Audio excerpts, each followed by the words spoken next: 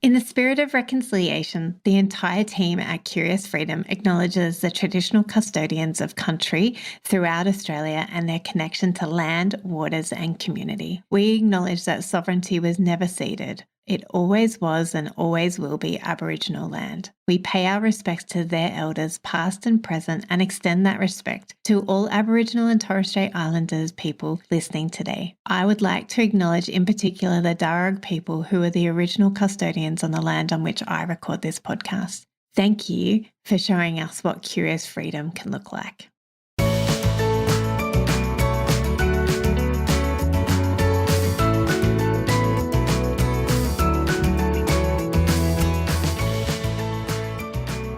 Hello and welcome to the Curious Freedom podcast with me, Kirsty Fruja, and friends. And today it's just me and my bestie, me.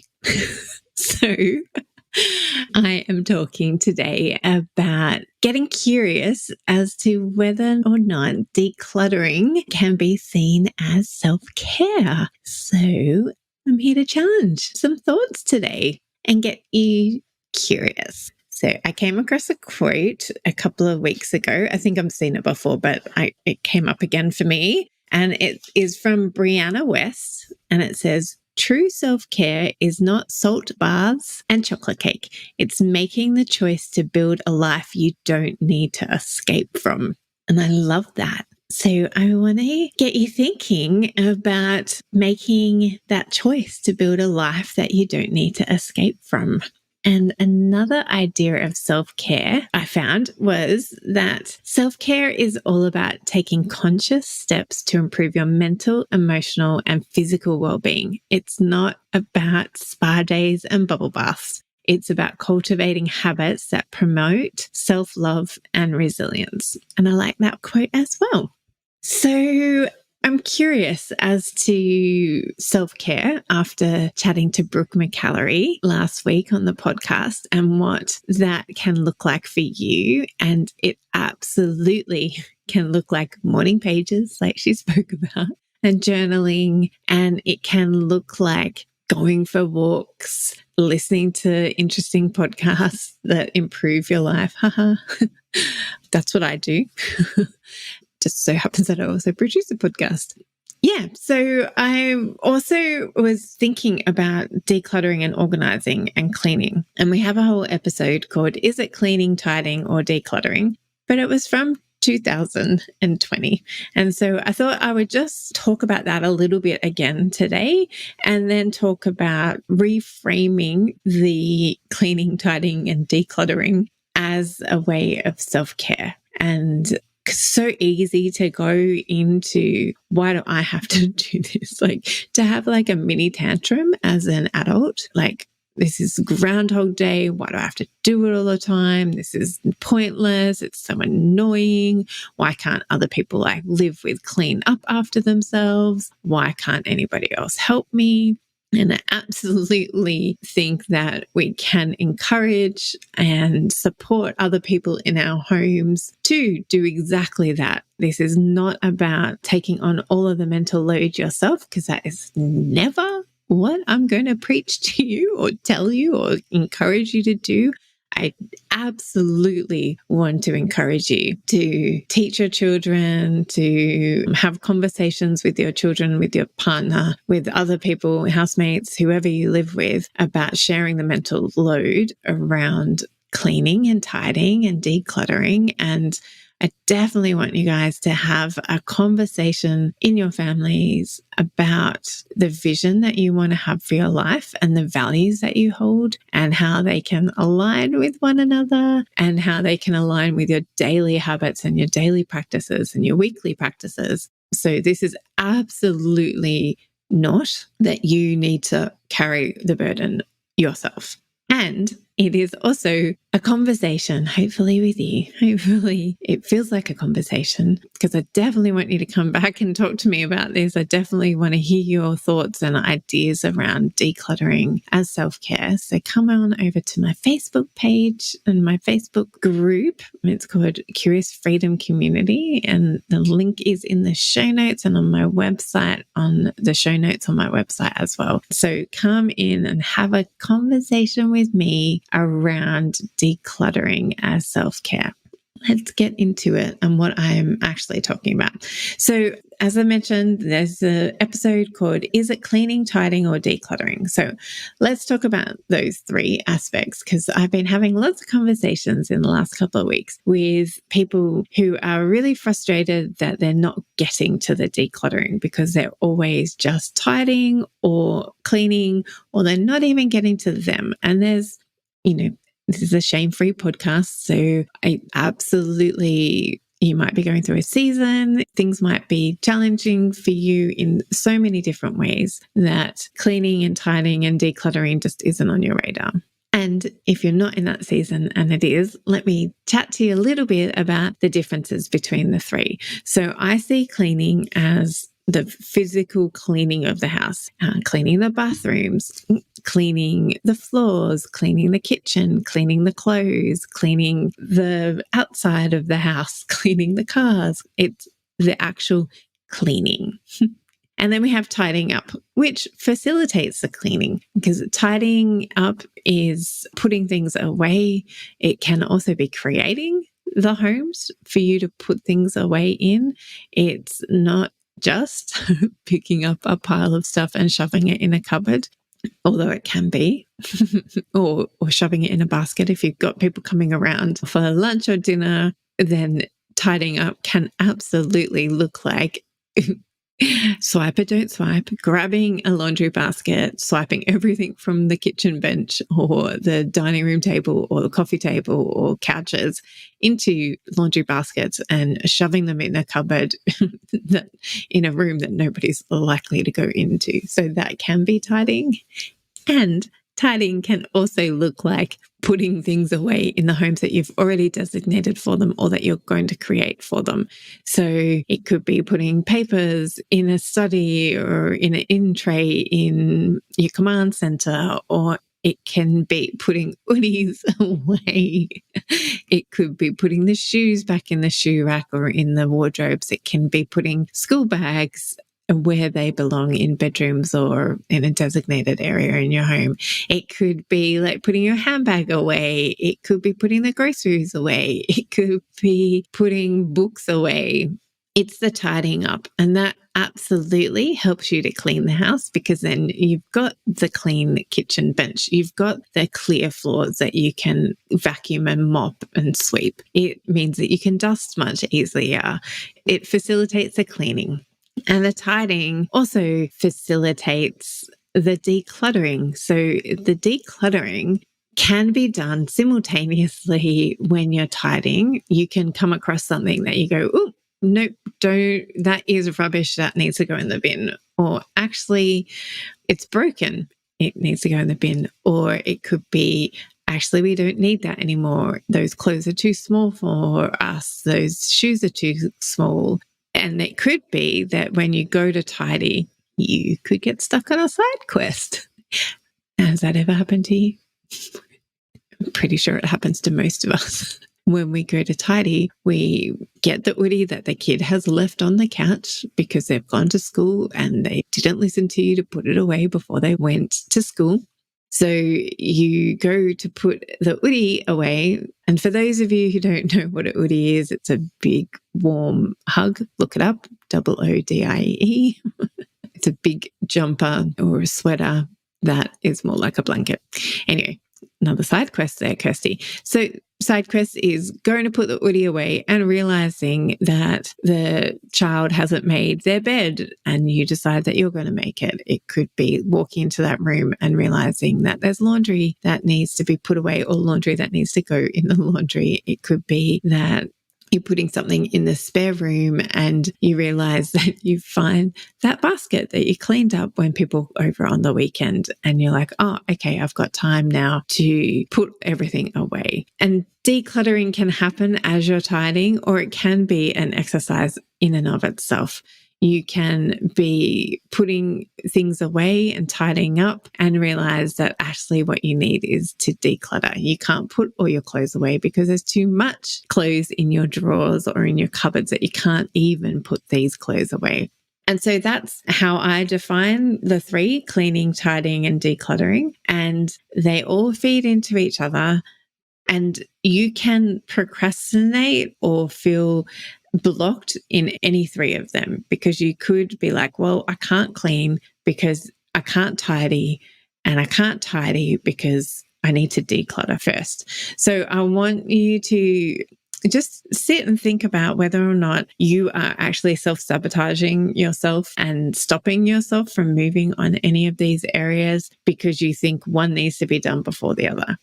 You know, I've been into so many homes where they have a cleaner and the cleaner comes, but they haven't tidied up first.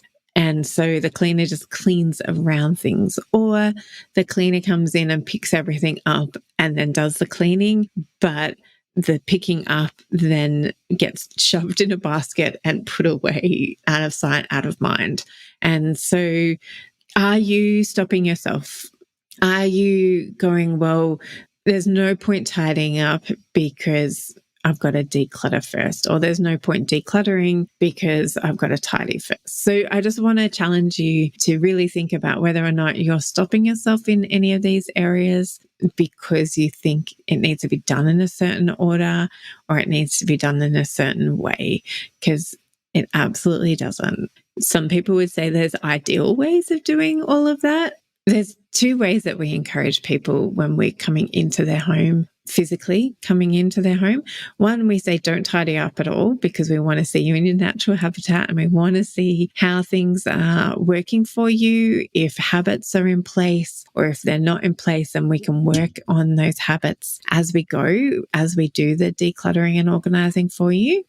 And that's one way, and that's, often our preferred way.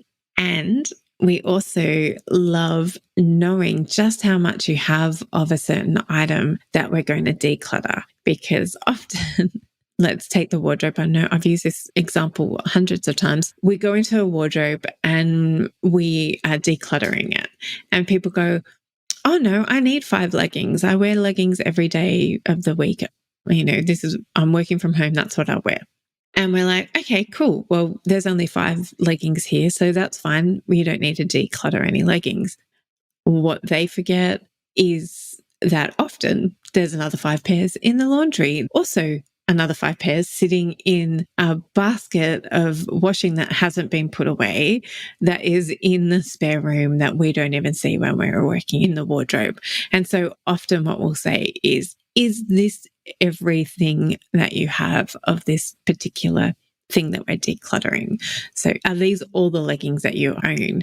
Because that's when we can discover, no, there's actually another 10 pairs around the house. So that's why tidying up can often help, and why we often can do a bit of tidying as we're decluttering, because we're like, okay, no, let's bring all the laundry, like all of the clean clothes in here, and let's put them away before we start decluttering the wardrobe. And also let's go and have a look in the laundry and out in the line just to see how much is in there, because sometimes we'll go in and there'll be like a week's worth of washing in the laundry. And so that gives us a good indication that actually you've already gone through a week's worth of washing. And so probably lots in your wardrobe is the stuff that you haven't used and you're not using. So all that to say that tidying can be really helpful and is really helpful when you're going to declutter, because then you don't justify to yourself, oh no, I've only got 2 pairs of scissors. That's fine. We can keep both of them, when actually there's another 10 pairs scattered around the house. And also on that's why tidying is really helpful, because then you're putting things back in its place and you don't have to go and buy another 2 pairs of scissors because you can't find any scissors in your home.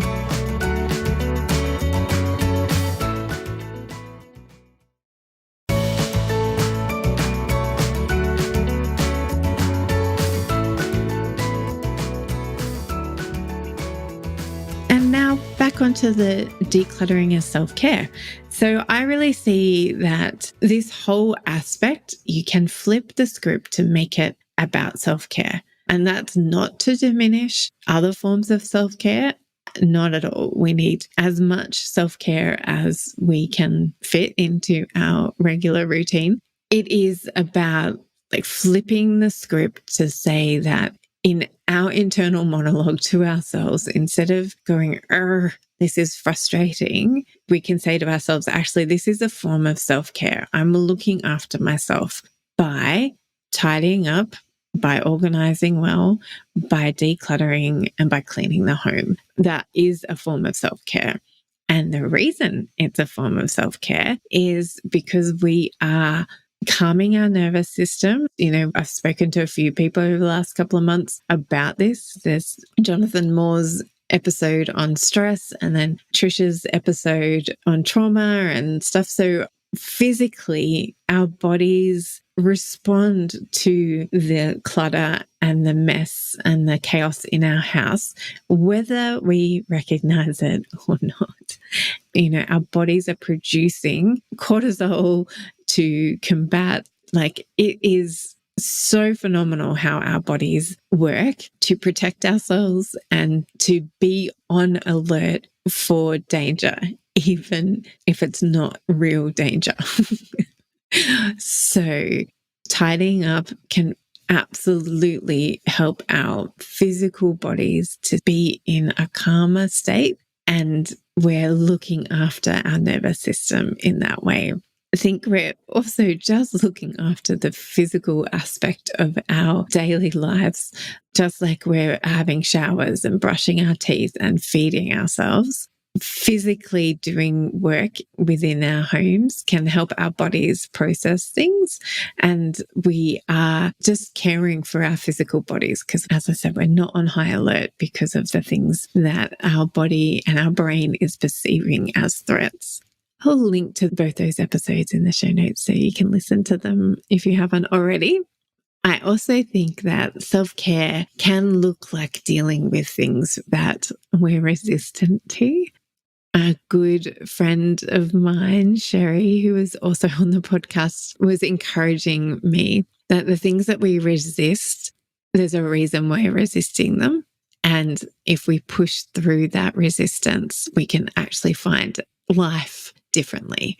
So I want to encourage you today that if you're actually resistant to all of this, is to dig into that and figure out why it is that we're resistant and push through and challenge yourself and see if actually there's life on the other side and there's freedom on the other side.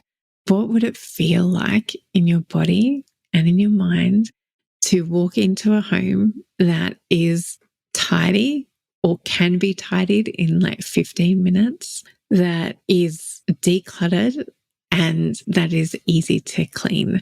How would that feel? And what is your resistance to making that happen? And is that resistance your own mindset? And can we flip that script? Can we actually be viewing the tidying up, the cleaning, the organizing, and the decluttering? Can we be viewing that as actually, I'm looking after myself? And so emotionally, I think that by processing some of these thoughts and working through some of the things that are challenging us, that is self-care. We're learning more about ourselves by going through the process, and we're also potentially uncovering some dodgy stories that we've been telling ourselves. And I think that it's also, you know, if we're moving into the sentimental items and sentimental things that we've been holding on to and not wanting to process, that's also can be viewed as self-care when you're actually processing things and working through the issues and then letting items go or giving them honor. So have a listen to our episode on sentimental items too. That can be really helpful. And then I just think that self-care is about cultivating habits and building that life that we don't need to escape from is a lot in our head. It's a lot about mental clarity. Whether you know it and acknowledge it or not, I'm pretty sure that the tidying and the decluttering is on your to-do list. Whether it's on your to-do list daily, and I'm not meaning like a written down to-do list, I'm meaning your mental to-do list, like the things that you know that you would like to get to someday, one day, today, that by closing off some of those tabs, and even if it's groundhog-ish, like the tidying every night when we get home from work and from pickups and all of everything that we're doing, or if it's like tidying up over the weekend and cleaning on the weekend, or having that mental tab that actually, yeah, I know I actually need to get to the decluttering. I just want to encourage you that by actually doing that stuff, you are ticking it off from your mental to-do list and your subconscious to-do list, even if you have to do it all again tomorrow. Like, can we reframe this to, this is part of my self-care. This is how I look after future me,